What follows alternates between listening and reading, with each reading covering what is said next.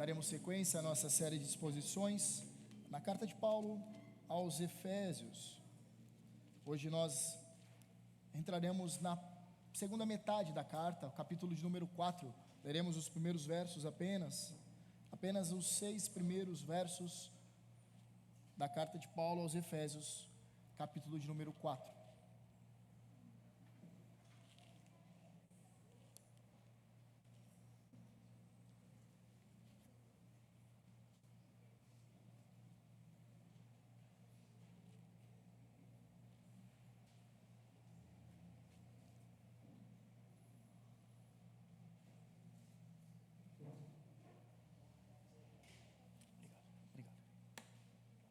Diz assim a palavra do Senhor, verso de número 1: Por isso eu, o prisioneiro no Senhor, peço que vocês vivam de maneira digna da vocação e que foram chamados, com toda a humildade e mansidão, com longanimidade, suportando uns aos outros em amor, fazendo tudo para preservar a unidade do Espírito no vínculo da paz. Há somente um corpo e um só Espírito, como também é uma só a esperança para a qual vocês foram chamados. Há um só Senhor, uma só fé, um só batismo, um só Deus, o Pai de todos, o qual é sobre todos, age por meio de todos e está em todos. Até aqui a leitura da palavra do Senhor. Vamos orar? Ó Deus, te damos graças pela tua inerrante, inspirada, infalível palavra. Te damos graças, ó Deus, porque ela está aberta diante de nós. Te damos graças porque em nosso país nós temos liberdade para cultuá-lo e termos exemplares das tuas Bíblias, da tua palavra, Bíblias que cada um pode ter em suas mãos. Te damos graças, ó Deus, porque todos aqui temos a condição de ter um exemplar em mãos.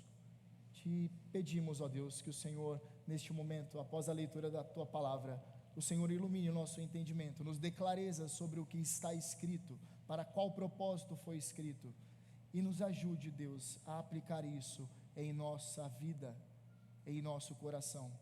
Pedimos que teu Espírito abra o nosso entendimento, ilumine o nosso coração, para que possamos extrair aquilo que há de mais precioso e proveitoso nesta vida, que é a tua palavra.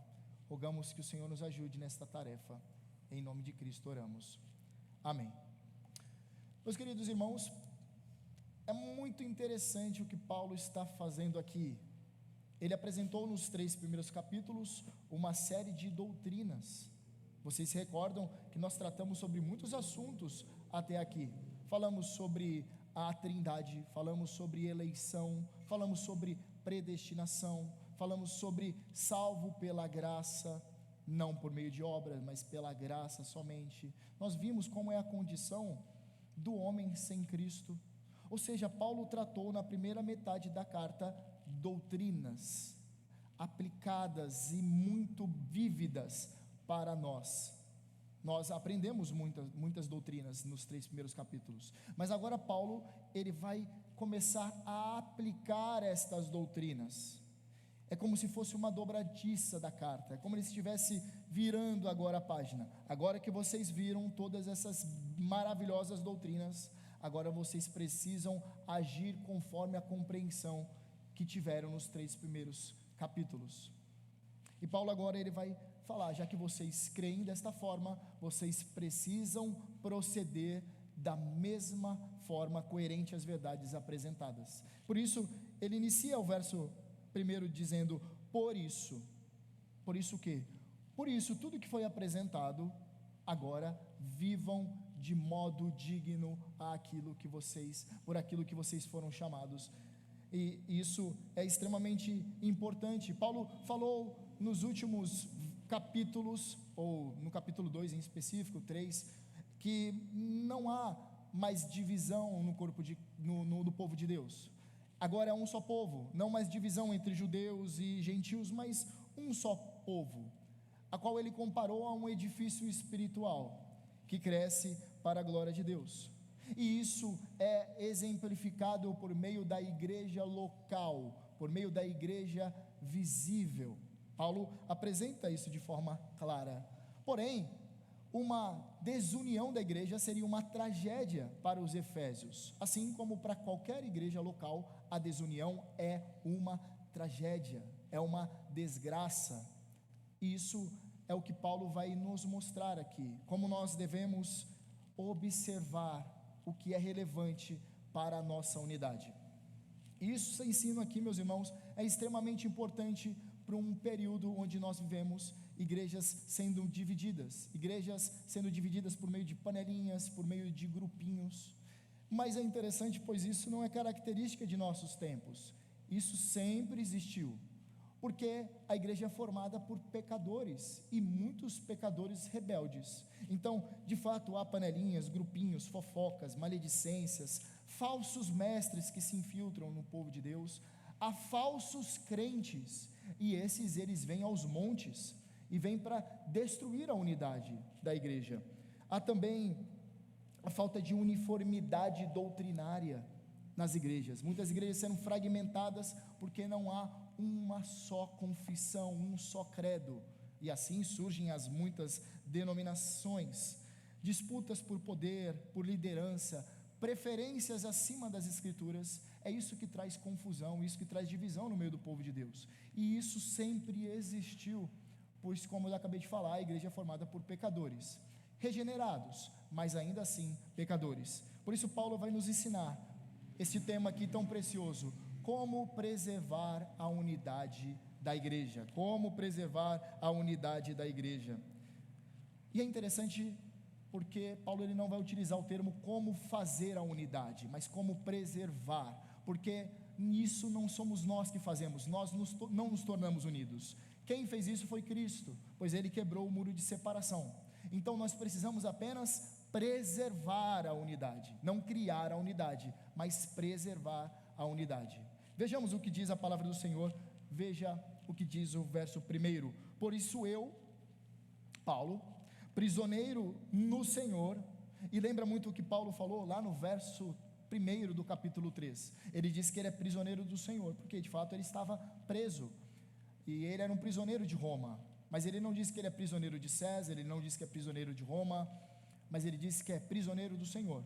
E no verso 1 do capítulo 3 ele diz por que ele era prisioneiro do Senhor: para servir de bênção para os gentios. Foi por conta dos gentios que Paulo foi preso, por conta do ministério entre os gentios que Paulo foi preso. Veja então, por isso eu, o prisioneiro no Senhor, peço que vocês vivam de maneira digna da vocação a que vocês foram chamados. Perceba que a palavra peço está em amarelinho, e geralmente em amarelo eu gosto de colocar o verbo presente no grego, que tem uma ideia de continuidade. Por isso Paulo ele não pediu uma vez, ele está pedindo com insistência: eu peço continuadamente. Paulo está insistindo. Ele poderia muito bem, na autoridade de apóstolo, ordenar, ou como aqueles que são, é muito comum em nossos dias, ao invés de ordenar e pedir com amor, bajular.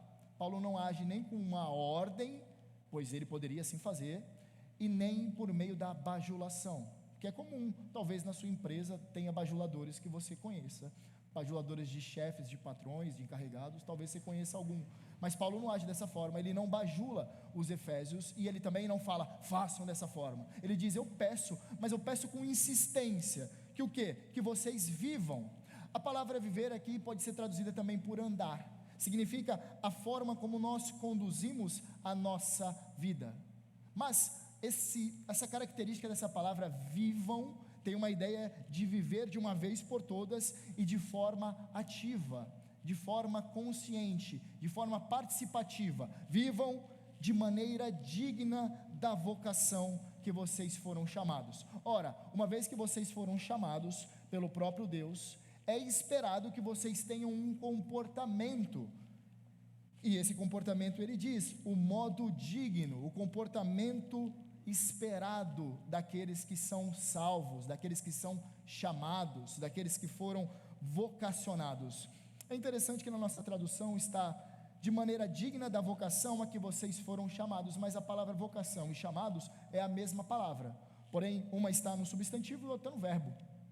Poderia ser traduzido de maneira digna do chamado que vocês foram chamados. Poderia ser assim, mas os tradutores esperavam traduzir de uma forma mais clara, para a gente não ficar confuso. Então, de maneira digna da vocação, ou da maneira digna da convocação, poderia ser a qual vocês foram chamados.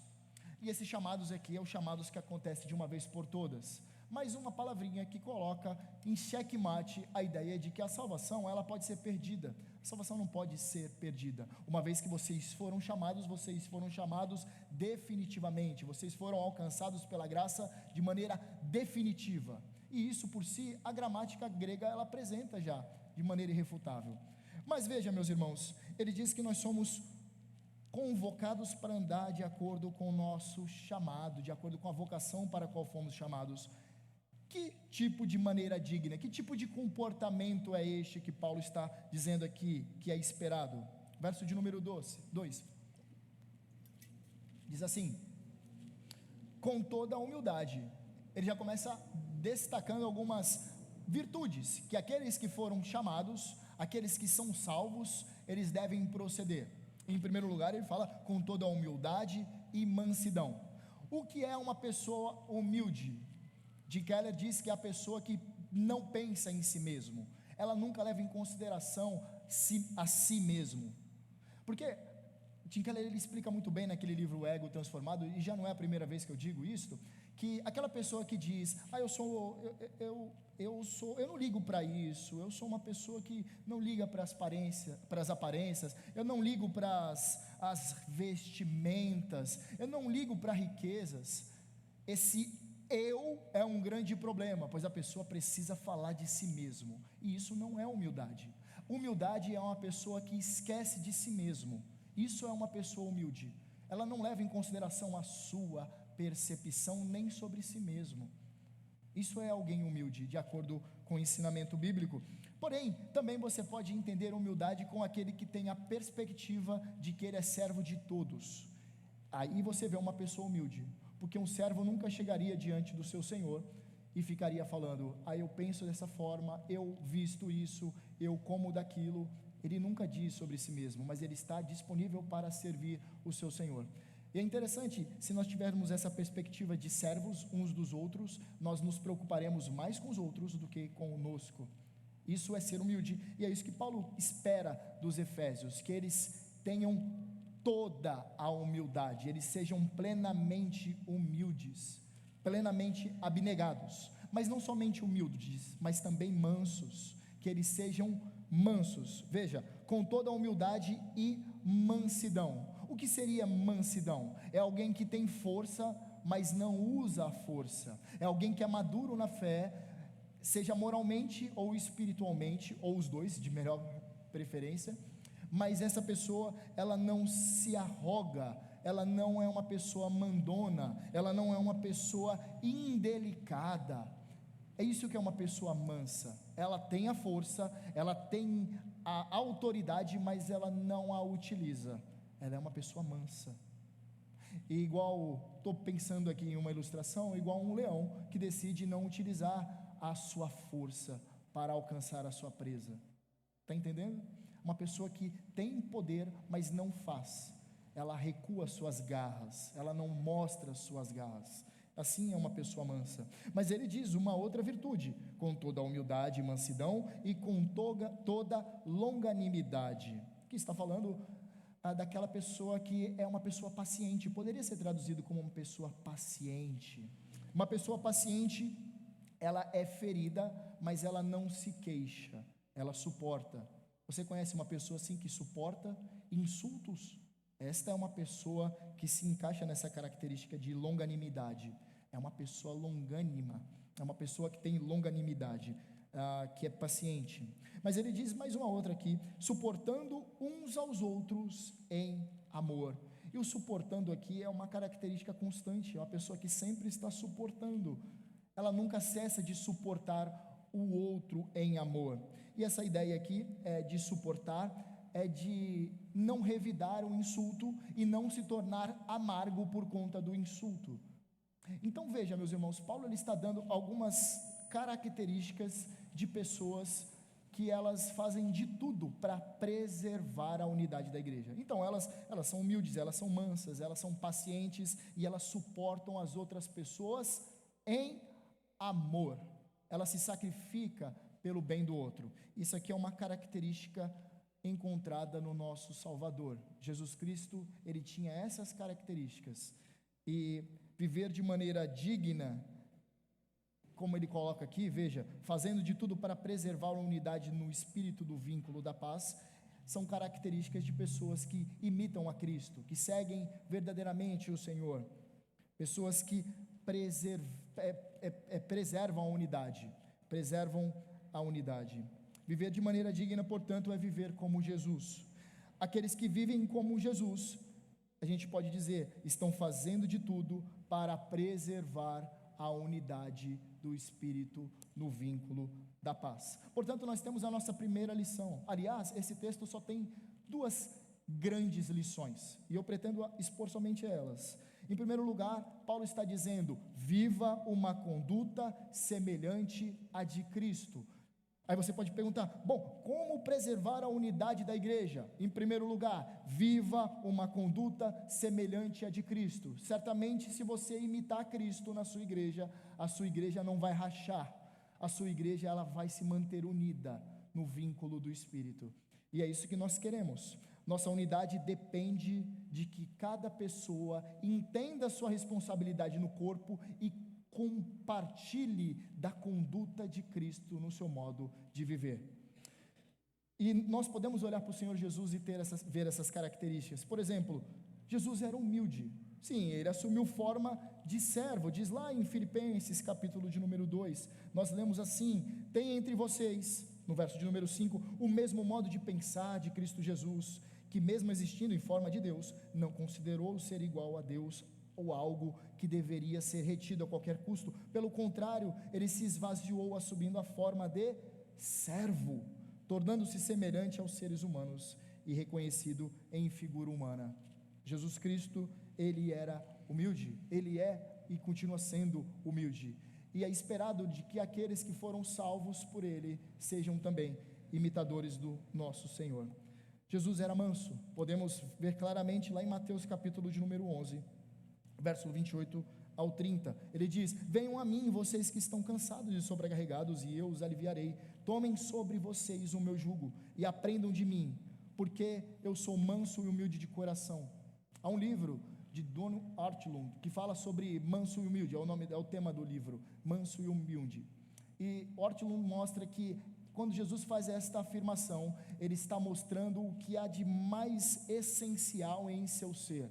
Ele era alguém humilde, mas alguém extremamente manso, extremamente compassivo, extremamente misericordioso. Era aquilo que ele é essencialmente, manso e humilde. Jesus é manso, portanto nós devemos andar como Jesus em mansidão. E longanimidade, Jesus pode ser caracterizado como alguém paciente, como uma ovelha muda, como descreveu Isaías, capítulo 53, ele foi oprimido e humilhado, mas não abriu a boca, como cordeiro foi levado ao matadouro, e como ovelha muda diante dos seus tosqueadores, ele não abriu a boca, ele foi paciente até o último instante, como uma ovelha muda, mesmo sendo humilhado, torturado, ele se manteve calado, ele se manteve mudo.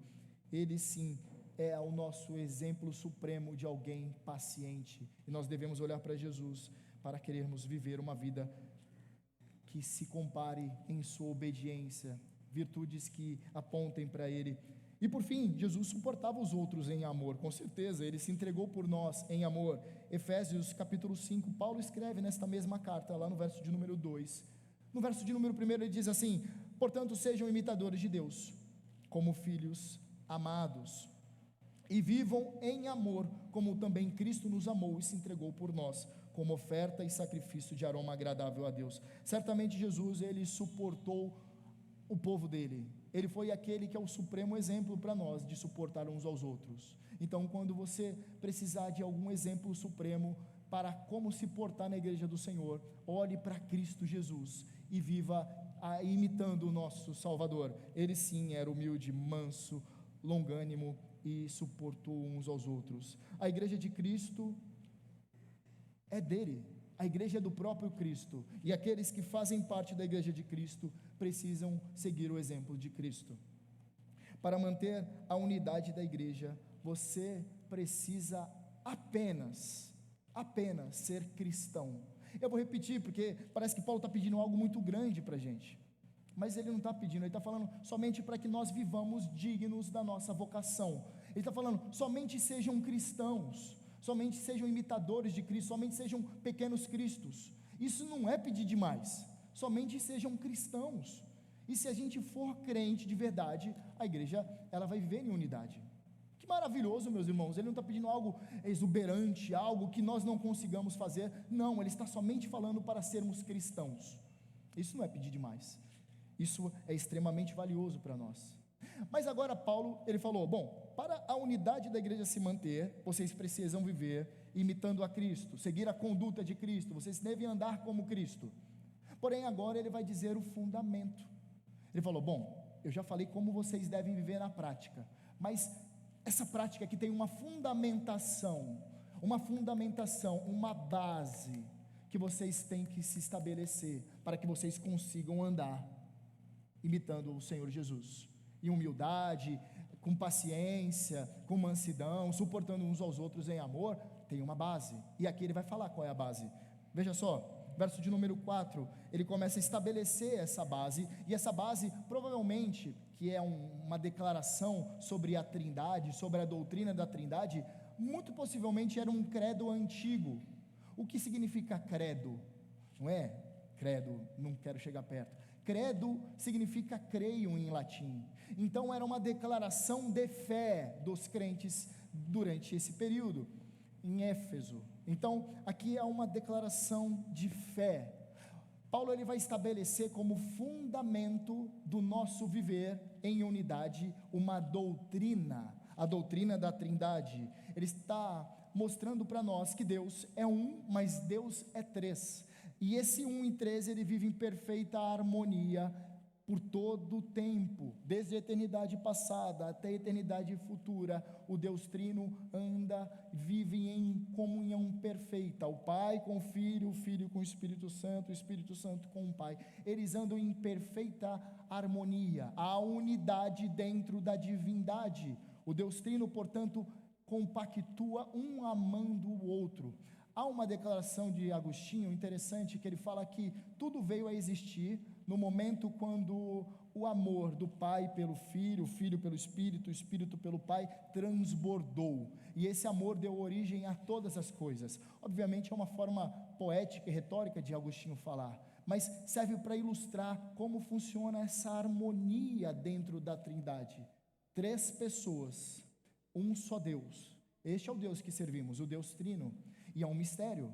Por isso, lá no concílio atanasiano, na verdade o credo anatasiano, ou seja, uma fundamentação doutrinária do quinto século, disse assim: não confundindo as pessoas e nem dividindo a substância, porque a pessoa do Pai é uma, a do Filho é outra e a do Espírito Santo é outra, mas no Pai, no Filho e no Espírito Santo há uma mesma divindade, igual em glória e coeterna majestade.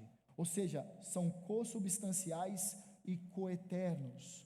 Pai, Filho e Espírito Santo, todos os três que são um, são Deus, é o Deus vivo e verdadeiro.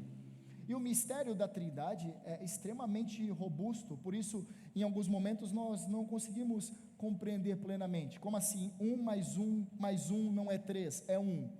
Não sei, mas é exatamente sobre essa verdade que a igreja se sustenta.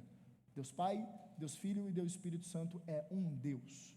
E quando nós confundimos ou buscamos alguma hierarquia entre as três pessoas da divindade, ocorrem as maiores aberrações dentro da igreja. Pessoas ordenando o Espírito Santo, pessoas pensando que o Espírito Santo é capacho, pessoas pensando que Jesus Cristo ele não merece adoração porque ele foi criado. Mas nós sabemos, estudando os documentos de fé, nós sabemos que ele não foi criado, mas gerado na eternidade. Há uma grande diferença entre essas coisas. Porém, isso é doutrina. E quando nós falamos a palavra doutrina, em muitas igrejas é a mesma coisa que falar a palavra demônio. Na verdade, essa frase foi um amigo meu que disse, e eu falei, é verdade, né? Quando nós falamos o termo doutrina, os pós-modernos odeiam doutrina. Eles acreditam que doutrina não serve para nada. O que importa é amar Jesus e viver a missão, né? Mas isso é o que o crente pós-moderno acredita. Mas Paulo, ele está fundamentando a unidade da igreja em uma doutrina. E doutrina é vida, meus irmãos. Doutrinas são ângulos da glória de Deus, como diz Herman Bavinck. Doutrinas são ângulos para a qual nós olhamos a glória de Deus em várias perspectivas. São maravilhosas. Por isso que a Igreja Presbiteriana do Brasil tem documentos confessionais. E a Confissão de Fé de Westminster diz sobre a Trindade, de maneira extremamente robusta. Diz assim: na unidade da divindade há três pessoas, de uma mesma substância, poder e eternidade. Deus o Pai, Deus o Filho, Deus o Espírito Santo. Tendo em vista essa breve introdução que nós tratamos sobre a doutrina da Trindade, nós temos agora uma noção básica sobre o que é Trindade. Agora nós vamos olhar o texto e identificar as três pessoas da Trindade. É isso que Paulo vai mostrar. Ele vai utilizar 7, um só. 7, um só. Ele vai repetir um só 7 vezes. E esses 7 vezes certamente é proposital. Certamente ele fez isso com um propósito. Ou seja, a mostrar que há uma perfeição. O número 7 dentro da cultura judaica tem uma ideia de perfeição. Pois em 6 dias Deus criou tudo e no 7º descansou. 7 tem uma ideia de completude. E aqui ele vai tratar sobre o Deus Trino de maneira extremamente bela, como ele já fez isso no capítulo 1. Veja só o que diz o verso de número 4. Há somente um corpo e um espírito, como também é uma só esperança para a qual vocês foram chamados. Há somente um corpo, o corpo de Cristo. Judeus e gentios de todas as épocas são um só. A igreja visível e a igreja invisível. O que é a igreja invisível? Aqueles que já morreram no Senhor. A igreja invisível, a igreja de todas as eras. E a igreja visível, quem é a igreja visível? Nós que somos ainda vistos em matéria. Isso compõe a igreja, o corpo de Cristo.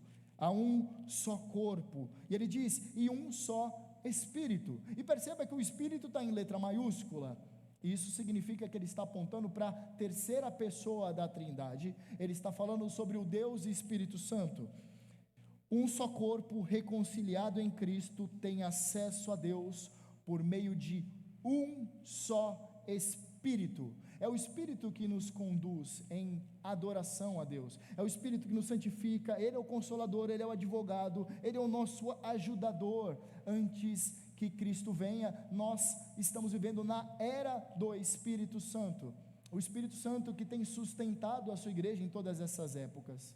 E aqui eu não estou fazendo uma separação de Deus Pai, Deus Filho e Deus Espírito Santo. Eles atuam de maneira harmônica em todo o tempo, mas o Espírito Santo, ele está em cada crente. O Espírito Santo é que nos traz unidade. O Espírito Santo que nos guia em toda a verdade de Deus. É o Espírito Santo que ilumina nosso entendimento para entendermos a palavra do Senhor, que foi o Espírito Santo que inspirou a palavra do Senhor. Portanto, ele está começando pela terceira pessoa da Trindade.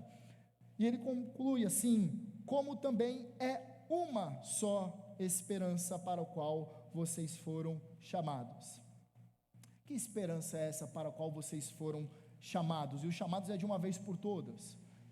Qual é essa esperança? Ele diz lá no capítulo de número 2, verso 7, Deus fez isso, ou seja, Deus nos elegeu, Deus nos alcançou pela sua graça, fez isso para mostrar nos tempos vindouros a suprema riqueza da sua graça em bondade para conosco em Cristo Jesus. Nós somos convocados para uma esperança futura, uma esperança viva, uma esperança certa de que Deus colocará todas as coisas em seu devido lugar.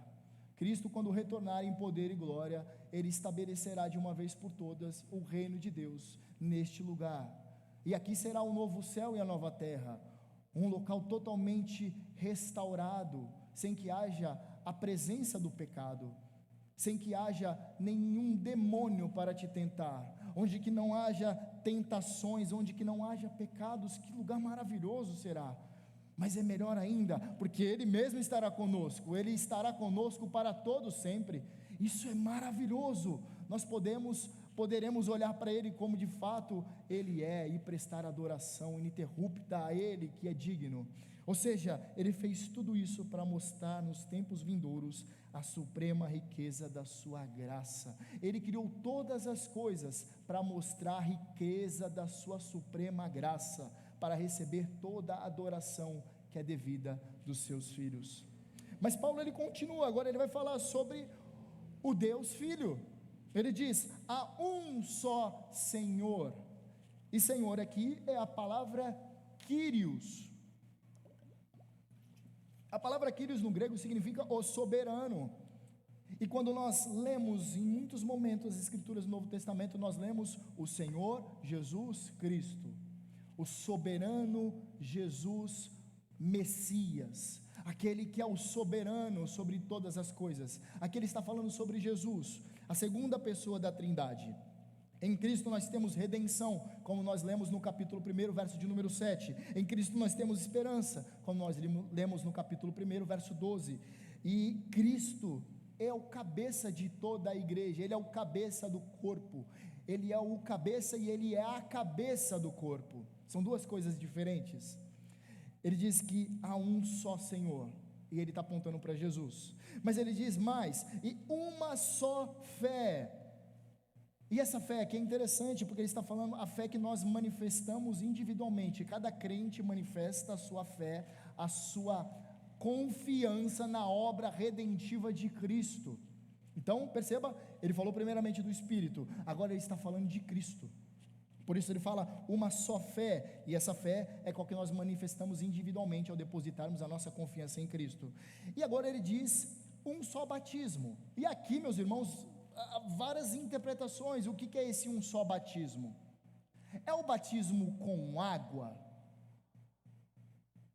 Eu acredito que não, porque o batismo traz muitas implicações na igreja de Cristo. Então certamente ele não está falando do batismo com água, não é isso. É o batismo no ou e com, que é a mesma coisa, no e com o Espírito Santo? Não, porque agora ele não está falando do Espírito Santo, agora ele está falando da segunda pessoa da Trindade. Qual então é esse batismo que nós temos em Cristo? A palavra batismo tem a ideia de iniciação, não somente imersão, como alguns falam, a palavra batismo significa imersão. Não, no léxico grego não apresenta somente essa forma de tradução. A ideia de batismo é uma iniciação, e pode ser também entendida como uma união. Veja só, meus irmãos, nós temos estudado nas escolas bíblicas dominicais aqui na nossa igreja a doutrina central, a doutrina que funciona como o coração da soteriologia, a doutrina da união com Cristo. Esse tema começou a ser tratado recentemente. Os antigos teólogos, eles não deram tanta atenção para essa doutrina, mas ultimamente tem tido um interesse maior sobre essa doutrina, a nossa união mística com Cristo, e ela é o coração da doutrina da salvação. Portanto, quando nós entendemos o que é a união com Cristo, e nós vimos já tivemos duas aulas, aliás, hoje nós tivemos uma aula pela manhã, e no último domingo nós tivemos uma outra, e nós teremos uma no próximo domingo, e teremos mais uma outra aula. Então, caso você seja completamente ignorante quanto a essa doutrina, eu gostaria de convidar que você esteja conosco, para você entender que doutrina fabulosa é essa, que vai fazer o teu coração vibrar, e vai fazer você ser inflamado por amor a Cristo. É uma doutrina que mexe com a sua estrutura. Bom, pelo menos mexe com a minha, e certamente mexerá com a sua, se você compreender de maneira bíblica. Então vamos voltar aqui. Paulo está dizendo assim: há um só Senhor, uma só fé e um só batismo. Que tipo de batismo que nós temos em Cristo? Um batismo na morte e na ressurreição de Cristo. Nós temos um batismo, ou seja, uma união com Cristo, uma iniciação em Cristo no momento da sua morte substitutiva, onde Ele leva sobre si os nossos pecados e a sua justiça é imputada a nós. Mas também nós temos uma um batismo em Cristo durante a sua vida. A perfeita obediência dele é lançada sobre nós, embora sabemos que nós não somos perfeitamente obedientes, mas nessa transferência, nessa união com Cristo, e até de certa forma um grande negócio que fizemos, ele fica com o nosso pecado, e nós ficamos com a justiça, com a obediência perfeita dele, e nós nos apresentamos assim diante de Deus. Todo aquele que é salvo, todo aquele que é remido pelo sangue, tem os seus pecados expiados pelo sangue precioso de Cristo, ele tem esse batismo em Cristo, essa iniciação, essa união com Cristo, que transfere todo o nosso pecado para ele, e transfere toda a sua justiça para nós. Então, de maneira bíblica, Paulo está mostrando aqui que esse batismo que temos, não está falando de batismo com o Espírito Santo, não está falando de batismo com água, ele está falando da nossa união com Cristo. É esse o batismo que é colocado aqui, uma união na morte e na ressurreição de Cristo. Mas ele continua aqui, agora apontando para o clímax do texto. Agora ele vai falar sobre Deus Pai, e um só Deus e Pai de todos, e um só Deus, Pai de todos. Esse aqui, certamente, ele está falando do Deus e Pai do nosso Senhor Jesus Cristo. Ele é um só Deus e Pai de todos quem? De todos nós. Deus não é Pai de todos, toda a humanidade, não. Tem aquela frase famosa, eu mereço, não é porque eu também sou filho de Deus. Rapaz, tem tanto problema nessa frase, né? Eu mereço e sou filho de Deus, um incrédulo falando isso. Mas não, de fato, aqueles têm Deus como Pai, são aqueles que foram alcançados pela graça, e se tornaram amigos de Deus, se tornaram coparticipantes dessa união em Cristo Jesus. Ele diz que há um só Deus e Pai de todos, o qual é sobre todos, age por meio de todos e está sobre todos. Aqui é uma beleza retórica absurda de Paulo, né? Paulo está falando em primeiro lugar, este que é o Pai de todos nós, é sobre todos, ou seja, ele é soberano sobre todos nós. Ele é soberano, ele é Senhor sobre todos nós. A ideia é de ele estar acima de todos nós, ele está sobre todos nós. Ele é soberano sobre a sua igreja, sobre os crentes. Ele age por meio de todos. E aqui é maravilhoso, porque ele está falando para a igreja que nós somos instrumentos de Deus. E ele age por meio do seu povo. Deus age por meio do seu povo. Essa é a ideia. Ele age por meio de todos os crentes, todos nós. E está em todos. Está em todo mundo? Não, ele está falando para a igreja, ou seja, ele está em todos, Deus está em nós, o Deus Pai está em nós. Você fala, nossa, mas que estranho, o Deus Pai, eu pensava que é somente o Deus Filho, ou somente o Deus Espírito. Em muitos momentos nós lemos o Espírito de Deus, em muitos momentos nós lemos em Atos o Espírito de Cristo, para fazer menção ao Espírito Santo, 3 e 1. Quando nós fazemos uma divisão, há um grande problema. Nós somos habitação do Deus vivo, nós somos templo do Espírito, tanto corporativamente, unidos como crentes, mas individualmente somos templos do Senhor, e isso é uma grande responsabilidade. Mas veja o que Paulo quis mostrar aqui. Primeiramente ele diz como nós devemos viver, e agora ele apresenta a doutrina da Trindade, e ele começa a mostrar doutrina diante da igreja em Éfeso, e aqui há uma segunda lição, a última lição. Lembre-se do fundamento da nossa unidade. Como preservar a unidade da igreja? Em primeiro lugar, viva com uma conduta semelhante de Cristo. E eu tenho certeza que, dependendo da comunidade cristã que nós falamos isso, viva imitando a Cristo, todo mundo vai falar, é isso, temos que imitar a Jesus, que bênção, é isso mesmo, devemos ser imitadores de Jesus. Agora, quando chega nesse segundo ponto aqui, alguns crentes falam assim, não, esse negócio de fundamentação doutrinária, lembre-se da fundamentação da nossa unidade, doutrina da Trindade, não, isso aí não. Alguns vão dizer assim, não preciso de doutrinas, eu só quero viver a vida cristã, eu quero somente viver a vida cristã. Mas Meus irmãos, para nós vivermos a vida cristã, nós precisamos de doutrina, precisamos saber como viver a vida cristã, precisamos saber o que é amor, o que é humildade, precisamos saber o que é mansidão, o que é suportar uns aos outros, e essas palavras, nenhuma palavra é neutra, essas palavras precisam ser preenchidas de significados cristãos, isto é doutrina. Você precisa de doutrina, crente precisa de comida sólida, senão é só sentimentalismo.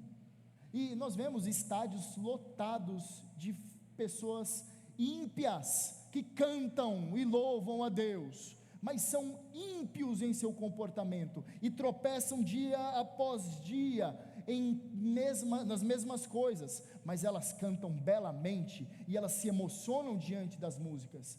O crente precisa de fundamentação doutrinária para saber quem é o Deus que eles estão adorando, caso contrário é mero sentimentalismo, é emocionalismo vazio, é pueril, é frágil, qualquer coisinha a pessoa já tropeça. Nós precisamos de fundamentação bíblica. A igreja precisa de teologia, precisa de doutrina, precisa conhecer bem os fundamentos doutrinários da nossa fé. Foi sempre assim, meus irmãos. Não é agora que nós vamos abrir mão. Não tem como você viver uma vida cristã se você não entender o que significa ser cristão. E entender isso implica em conhecer doutrina. E Paulo está falando: vocês querem viver em unidade? Aprendam a doutrina da Trindade. Entendam como 3 em 1 eles são harmônicos. Aqui está a fundamentação da nossa harmonia e da nossa unidade. Há crentes que dizem assim, deixa a doutrina para lá, vamos cumprir a nossa missão. Aí eu pergunto para ele: o que é a missão? Eu não sei. Ou então ele começa a formular uma ideia, está fazendo teologia, e péssima, mas doutrina não serve, doutrina é ruim, é mal, é demônio, que nem diz o meu amigo, não serve. A gente precisa conhecer doutrina, a gente precisa ser sólido em doutrina. Não precisamos, alguns dizem, não precisamos focalizar a doutrina, ela é uma distração, nós só precisamos compartilhar o Evangelho. E aí eu pergunto: o que é o Evangelho? Você precisa entender doutrina para compartilhar o Evangelho. Qual é a natureza da salvação? De quê? Para quê? Como fomos salvos? Quais são as melhores maneiras de proclamarmos o Evangelho no nosso contexto atual? Isso implica em conhecer doutrina. Nós precisamos conhecer a fundamentação doutrinária da nossa fé, meus irmãos. Alguns dizem assim: eu só quero amar a Deus, sem se preocupar com essa história de doutrina.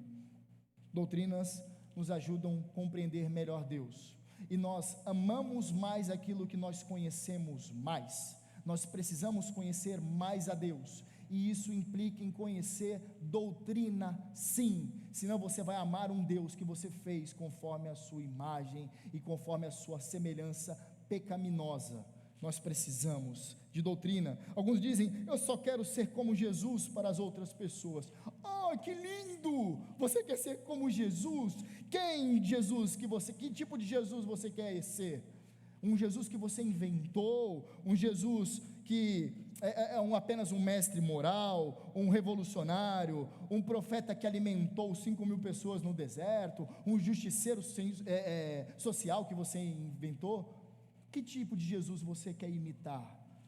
Por isso nós precisamos compreender doutrina. Doutrina é vida, doutrina precisa ser apresentada diante de nós para que compreendamos o que é de fato ser cristão. Meus irmãos, nós precisamos de doutrina. Por isso Paulo está apresentando a fundamentação da nossa unidade é a doutrina da Trindade. Ele está mostrando quão importante é nós conhecermos a doutrina bíblica, sadia e cristã.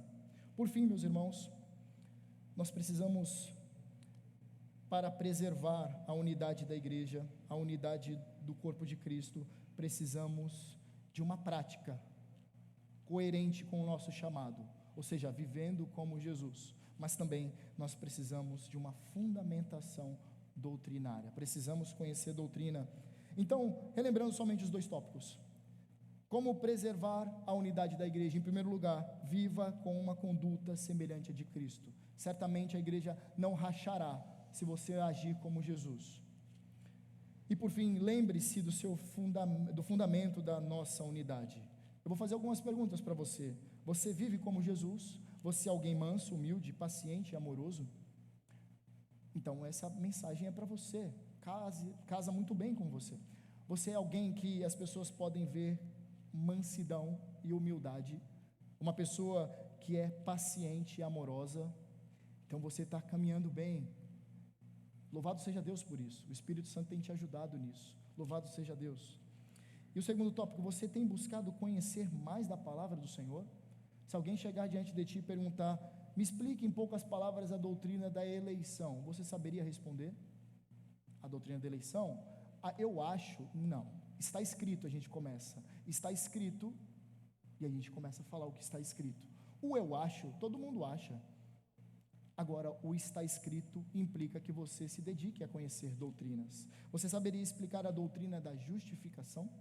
A justificação pela fé, somente? Você saberia explicar a doutrina da adoção, a doutrina da santificação, a doutrina da glorificação? Você saberia explicar a doutrina da Trindade em poucas palavras para uma pessoa que nunca ouviu o Evangelho, mas está cheio de dúvidas? Ou você acredita que isso não é para você? Sim, é para você. Você precisa conhecer doutrina. A unidade da igreja é preservada quando nós temos compromisso com duas coisinhas. Em primeiro lugar, a ortodoxia, meus irmãos. Há uma ortodoxia protestante. E quando nós somos compromissados com essa ortodoxia, certamente nós daremos respostas às pessoas que estão conhecendo a fé, que sejam satisfatórias e bíblicas. Mas também, além da ortodoxia, tem uma outra coisa, a ortopraxia, ou seja, a prática ortodoxa. Que prática ortodoxa é? Imitar Jesus e viver como Jesus. Quando nós unimos essas duas coisas, a igreja vive em unidade, a igreja cresce, o reino de Deus avança e Deus é glorificado. Que o Senhor nos ajude a pensar nestas duas coisas e a aplicar essas duas coisas em nossa vida, para o louvor da glória dele. Amém? Vamos orar? Santo Deus, nós queremos te agradecer pela bendita palavra do Senhor, que serve para nos encorajar, nos instruir, nos confrontar, nos confortar, nos edificar, nos fortalecer, nos dar ânimo, nos dar sustento. E nós te agradecemos porque por meio da tua palavra nós podemos extrair doutrinas para a nossa vida cristã. Te agradecemos, ó Senhor, porque isso é apresentado na sua palavra e não invenção de homens. Te agradecemos porque para preservarmos a unidade da igreja, nós precisamos simplesmente sermos cristãos. Te agradecemos porque não é algo mirabolante, porque o teu Espírito habita em nós. Te agradecemos também, Senhor, porque aprendemos aqui que doutrina é importante, porque Paulo fundamenta que o fundamento da unidade é a pessoa do Deus Trino, Deus Pai, Deus Filho, Deus Espírito Santo, e nós te agradecemos por isso.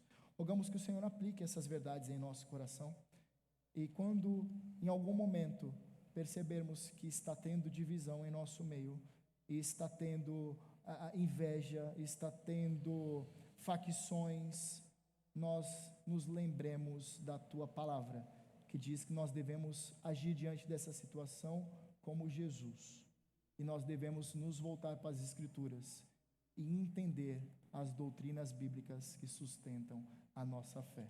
Te damos graças em nome de Cristo Jesus, o nosso Senhor. Amém.